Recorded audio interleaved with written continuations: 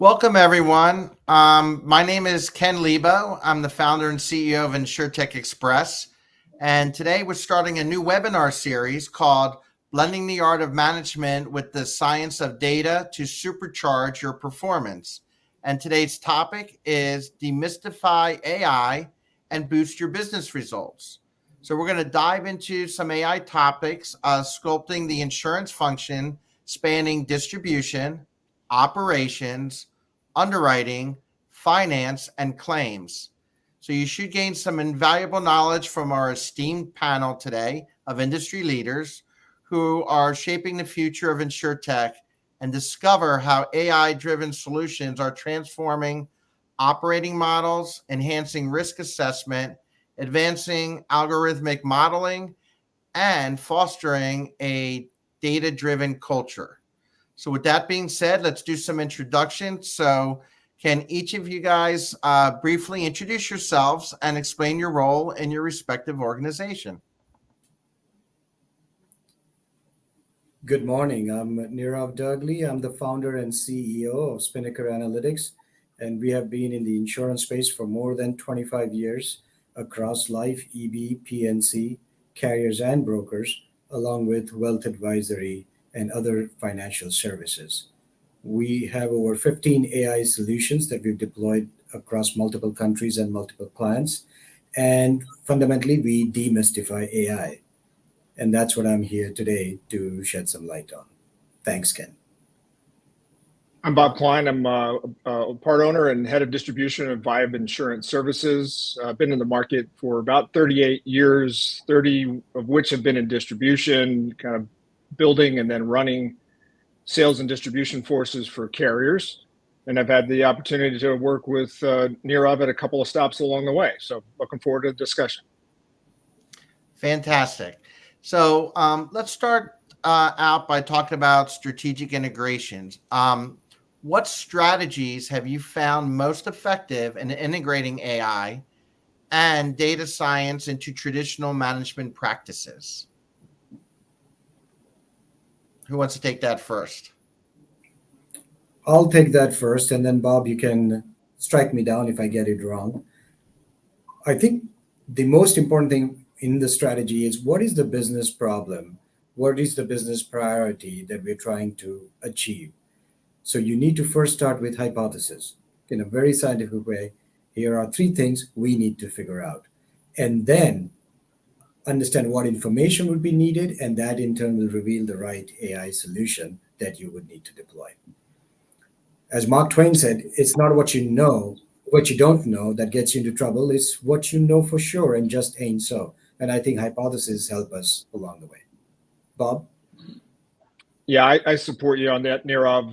Really focusing on what problem we're trying to solve first, and then focusing on the data and the analytics that you need to support that hypothesis. Quick example: when I was at Lincoln, we're trying to rebuild the MoneyGuard business. The higher ups, the hypothesis: why can't we sell this product to the financial advisor marketplace? And that fundamental question was really then how we dove in and rebuilt the whole product line, and ultimately ended up in a 10 times growth in sales because we tried to solve that very specific problem. All right, Nirav. So can you also give me an example where integration has significantly improved business performance? Yeah, sure. And one of the examples was when the head of an insurance business unit called us in to build a staffing model to hire underwriters. And what we found very quickly was that the challenge they had was not growing underwriters to grow sales, but not working on the right apps at the right time. So instead of having a staffing model, we ended up building a probability scorecard for them so that instead of working on first in, first out, or the squeaky wheel gets the oil, underwriters started working first on cases that were most likely to place and went down the line. And as a result of that, over 2 years, they had successive sales growth of 15% and then 20% on top of that without having to add any sales rep or underwriters, without having to add any cases, by just working on the most attractive cases first. Awesome. All right, now you mentioned challenges. So let's talk about challenges and solutions. So what are the biggest challenges you face when blending management with data science? Whoever wants to take that Bob, Bob, one. you go ahead. I think what I've seen most far is, especially in a big company, is trying to boil the ocean. Looking at at too big a data field and not really driving down to a very specific question that you're trying to solve. So that's one piece of it. And then, I think the other thing that tends to happen, especially at larger companies, is you get too many cooks involved, and you've got a lot of people that with a lot of different opinions trying to solve one issue, and that can be a challenge. I agree, Bob. I think the desire to do everything in-house when the interests are not aligned is one of the biggest impediment for large clients. With smaller clients, it's the fear of budget. I don't have enough resources. But the beauty of AI now is there are so many solutions that are modular that can be used at such a low cost in so little time that there is practically no organization that will be considered too small to make use of AI today. Okay, well, this question is a common question with any type of new technology or process. How do you overcome resistance to adopting AI-driven solutions within your organization? So I'll take a first crack at that.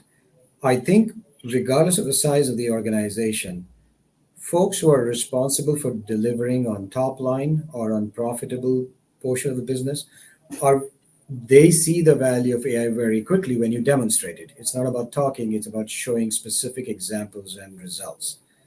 I think from then on, the other support areas, it's more important for them to not be naysayers. How are we going to bring them along in this journey? I think when it becomes everybody's idea, then the organizational momentum can be built around it. But to me, it always starts with business or financial executives who see the value in the business results.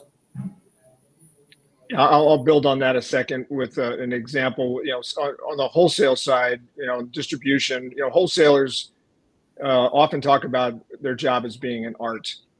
And I think one of the things that we, over time get them more comfortable with is that there's a combination of art and science that really helps make them more productive. And to Nirav's point, it's being able to be very specific with them about fact patterns. Let me show you where you're spending your time. Here's where you're most productive when you're spending your time. How often are you seeing the people? When do you see them? Show them all that, kind of lead them to water, so to speak. And then, with the most talented people that you have in the organization are going to understand that, this is how I can make more sales and make more money, instead of just, trying to stuff it in front of them all the time. And I think Bob and I would agree strongly that the art of management and the science of data are so much more powerful together than either of them are on their own. Great. Well, let's talk about cultivating a data-driven culture. I mean, what steps do you take to foster a data-driven culture in your organization? Go ahead, Nirav. The way I see it is, in order to drive a car, you don't need to know how fuel injection works. Not everybody needs to become a data scientist overnight. When you see data patterns, you think about how does that impact my business? And again, if you've started with the hypothesis, I want to grow sales, you need more customers, you need a higher ticket customer, you need to retain more customers. From then on, as long as you understand what the business needs are, the use of data only helps. As Winston Churchill said, if you don't stare facts in face, they will stab you in the back. So I think the attitude needs to be more about what information can help me.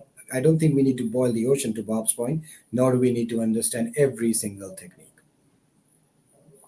Yeah, and I think it's kind of bringing practical solutions to the table. Again, thinking back to like a sales culture that is very much driven by the proactivity of a sales force, trying to find those things that can improve their daily lives. When I was at Global Atlantic, the team put together what was called an automated territory management, an ATM, for them that was kind of built off a Salesforce engine. And they were able to change the culture by showing them the value of those wholesalers, the value of every morning you start with this ATM, and it is basically going to save you 20, 30, 40 minutes a day of what you were doing before, of trying to understand who you were calling and why you were calling those people. The ATM took care of it for them, and over time they got comfortable with it, and they were able to trust it, and then it became part of the culture every day. Sounds like a good segue there. So how do you ensure that all the team members, regardless of their technical background, understand and value the insights provided by data science? I think in any business, while there are many different functions, if you can demonstrate how it helps their function. I'll give an example. The CEO may care greatly about how the year is going to end and where the sales need to grow. But when you forecast that, you also show the finance department that you've taken down a lot of their frustration work in trying to predict how the next quarter or the next 2 quarters are going to end. It doesn't replace anybody, it gives you those tools. Think of it as a contact lens is technology that helps improve my vision. It does not replace my eyeball. There are so many tools available where almost any function can see the value in it as long as you can demonstrate very clearly on easy to visualize interface. Yeah, and what I would add is that making sure that there's a feedback loop in place, and that this is not a one-sided conversation. If you trust the employees that you're asking to use the data to give you honest feedback on how that is impacting their daily lives, to the good and the bad, and then making adjustments accordingly, that feedback loop really helps that people get comfortable and adopt the tech ongoing. Awesome. Well, let's go into risk assessment now. I mean, how's AI transforming risk assessment in the insurance industry?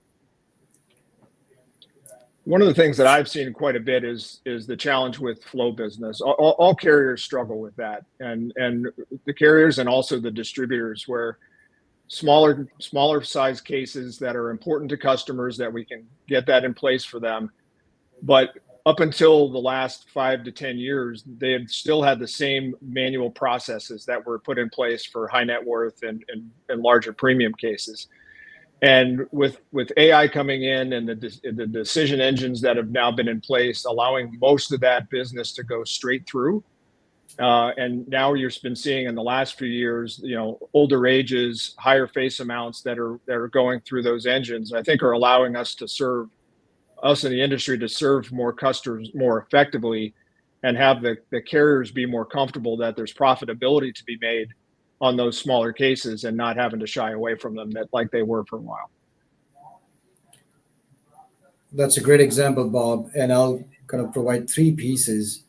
First, when you go from manual underwriting, even within that, prioritizing which cases to work on requires an intelligent workflow, intelligent prioritization of the work, and a staffing model that would make sure that you have the right amount of right skill set available to take care of the business, whether it's high net worth or a flow business.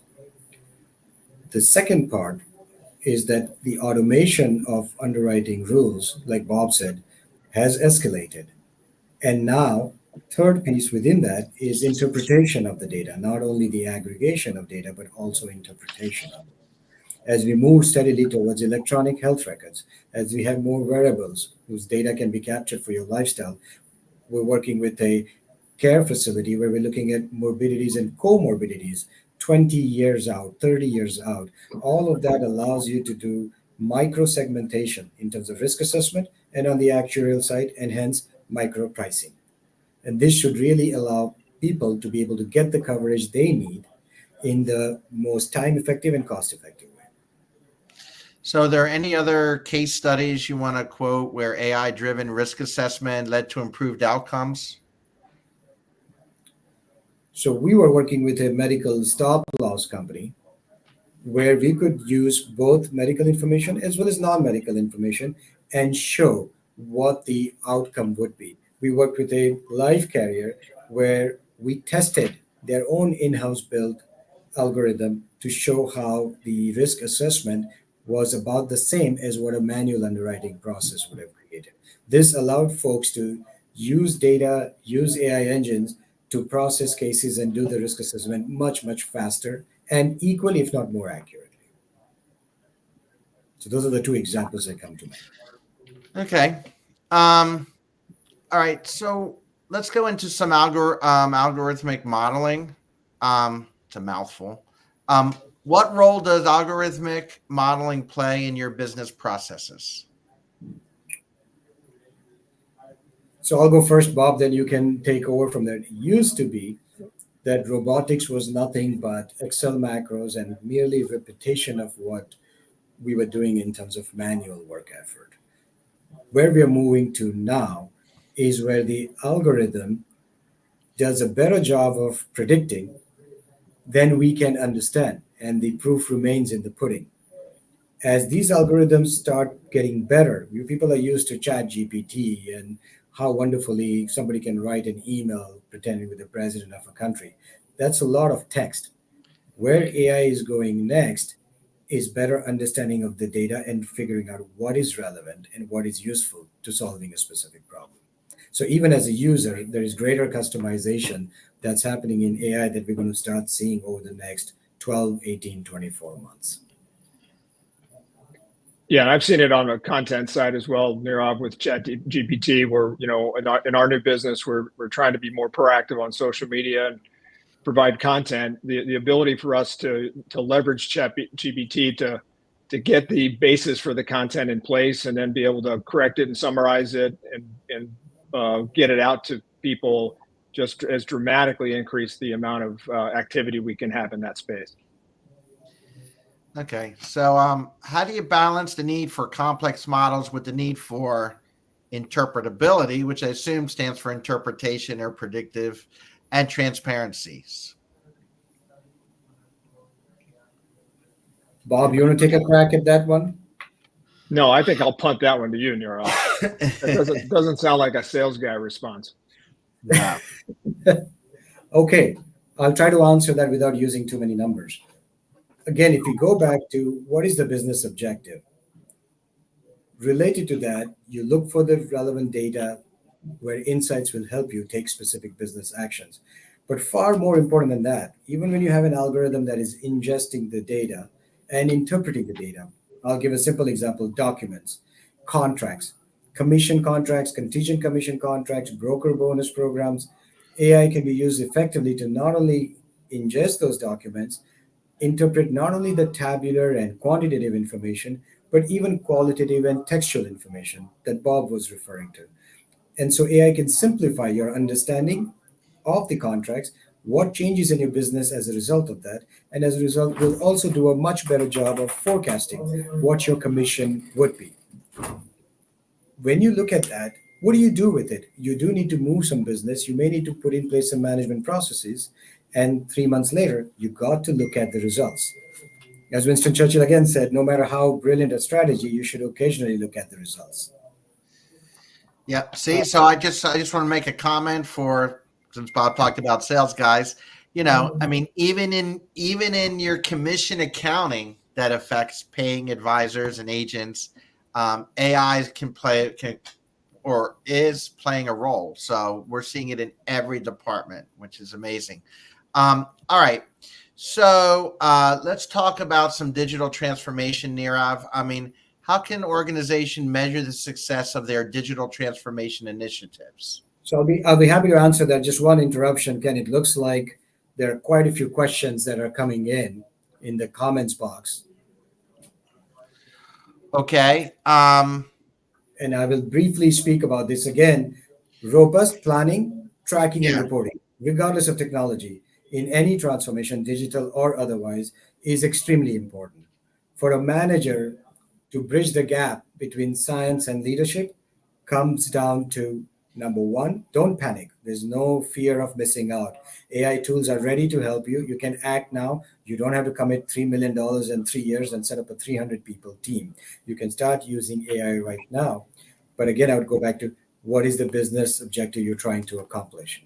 I think as long as we're clear on that, with robust planning and the right technologies, any manager can effectively lead digital transformation. Yeah, and by the way, even guys, even though that we have more questions, if you see a question in that comment box that you really want to address, you think it's very critical, and anyone here, we'll try to get back to you. It's just we only have a limited time to answer everyone's questions, but you guys can selectively pick one if there's something you really want to get a message out on. So please feel free. With Yeah, I that want to being, add on transportation, Ken. yeah, please To do. me, to me, the end game of that is that we're not talking about AI and analytics. We're just talking about results. It's Hmm. now just become part of what we do every day, and we accept it. The example I would give, I'm a tennis fan. If you watch what's happened with the challenges and line calls over the last decade, it's amazing how they instituted a review with the cameras, right? That started first, and people got comfortable with that. The audiences got way into it. Now you look, and there's one line. There's a chair umpire at the finals of the U.S. Open and Wimbledon, and that's it. Everything else is being done automated by the computer.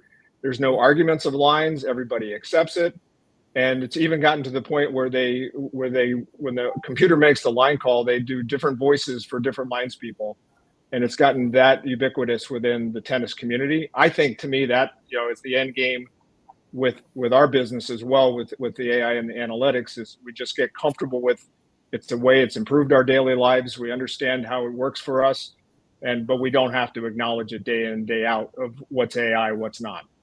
Yeah, but you make a good point. I mean, so this is actually our next topic. Can you guys just talk about trends that you see today? I mean, can you just address some of the trends that are going on?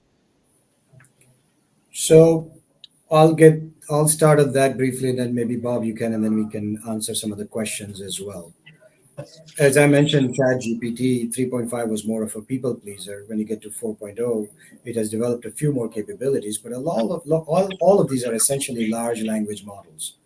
They work and play with a lot of text information. When it comes to data science, numerical quantitative analysis, in many cases, we're still relying on European mathematicians who've been dead for a couple of hundred years to apply those techniques using modern computing resources. And I think even when you look at AI's evolution, a lot of that is moving towards image processing, sentiment analysis. It's either textual or behavioral, but that's more visual rather than data specific. As we look forward over the next couple of years, we expect there to be greater development in understanding the data. But I do want to point out something else. What is coming up in line with that is the whole issue of data governance. What's ethical AI? When do we know it's behaving the right way? Because when human beings develop algorithms, they also introduce biases in them. And that's why it's important to work with a trusted vendor, which has deployed many places, and we can look at what the bias would be. We improve upon the algorithms as those biases become apparent. And by the way, that's what I always hear about AI in general, that you've got to be careful as it's trying to look at patterns and it can lead to biases, right? I mean, so that's a great point. What about best practices? I mean, what best practices would you recommend for companies looking to blend management with data science effectively? To me, one of the big lessons I learned a number of years ago from a trusted sales leader was the phrase, think big, start small, scale fast. And I think that applies here as well. Nirav and I have worked on a couple of projects together like this, where we make sure we spend our time thinking of a big picture solution. What are the things we're trying to solve? And, dream big about it, but try to boil. Let's not boil the ocean. Let's try to come up with a fact, a challenge we can solve. Using this combination of art and science that we talked about before. But then once we figure that out, let's have the fortitude to then go for it, and understand what it is, and don't be scared of what those opportunities and those challenges might be in the future. I think, Nirav, this is where you talked before a little bit about the budgets and making sure that you're ready to go once you figure out what that answer could be, and then let's gas on and go forward. I think that's what it's worked best over time, that I've been lucky to be experienced 2 or 3 times in my career. No, Bob, you're spot on with that because we have a saying at Spinnaker, which is head above clouds, but feet firmly on the ground. You should have a vision, but take tactical steps and put some early wins on the board. so that you yourself as a manager can develop the confidence that this thing is working. And if it's not working, let's figure out why it's not working. One quick advice or relief is, again, you don't need to spend millions of dollars. You can start painting in a corner of the canvas, make a small investment, and if you don't see results within weeks, within days, within months, but mostly within weeks, stop. Let's take another look at that, maybe deploy a different solution. This is all about experimentation, and I see so many questions coming up right now, Ken, on the experimentation. Like Bob said, do not be afraid to experiment. And you can Right. design small experiments. You don't have to bet the farm on anything anymore. Yeah, I mean, you guys, I know we only have a few minutes left, but I'm going to skip to the lessons learned because you're talking about this right now. Besides, I know we skipped the pitfalls question, but on best practices. But I really want to know about lessons learned. Can you share a lesson learned from a project where the integration of data science and management didn't go as planned? I mean, can you share some of that? Something? Bob, I'm going to give that to you. Yeah, I think for me, Ken, it was the lack of that feedback loop I talked to you before. We had a situation on the sales side. We were trying to get a new product to market. We had a feedback loop in place in theory, where we were out in front of with customers on here's what we envision with this product and this project. Give us your honest feedback about where we're going with this. We provided all that feedback back to the organization, but what we didn't find out until it was too late was that decisions had already been made about how much budget we were spending and what we were willing to commit to the project. So ultimately made all the feedback that we got meaningless. And then, you said a year later after the rollout, and it was very unsuccessful. So it would have been very good. I should have been digging into that deeper up front to understand what those challenges might have been for the company before we even got started with the feedback loop, because it didn't go well with the customers, as you can imagine. Gotcha. Well, look. In closing, let's get some final thoughts. I have two questions. You can take one or both. You guys, for the last couple of minutes we have. I mean, what's the one key takeaway you would like the audience to remember from this session? And how can attendees continue to learn and stay updated on the latest developments in this field? So, guys, go. For me, there's a question here about, how do you bridge the gap between the data science and the leadership, and so to me, it's back to that conversation we had at the beginning, right? Where this is an and conversation. It's not an or conversation. We're not using the AI to get rid of some of our people. We're trying to help the people we have perform better and be more effective and make more money and have better careers. But a lot of that has to do with making sure that we're having those open conversations with everybody, and we're being very direct on what the expectations are and how we think these tools can help improve what's going on. Nirav?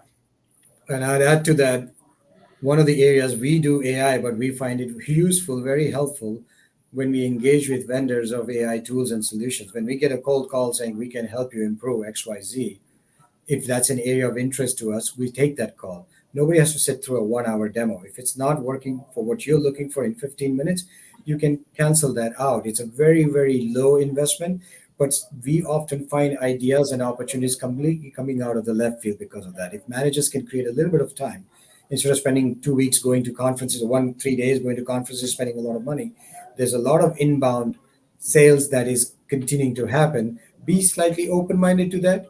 Be skeptical. Protect your time, but I think that you learn quite a lot. Excellent. Great way to end it. Well, first, I want to let everyone know that we have recorded this session, and we're going to be sharing that in case you want to go back and listen to it again or share with other people in your company. And we're going to do more of these webinars because I think we're getting, good feedback, good turnout, and we want to continue to help inform and bring great panelists like Bob and Nirav. So thank you guys very much. And thank you, Spinnaker, for sponsoring this event today. And please feel free to reach out to us, and we'll be sending emails and getting the recording out there as well. So thank you, guys. Thanks very much, Ken. And these are exciting times. Go out, have some fun, and make a few things happen. I think that's a great opportunity. Now is the time.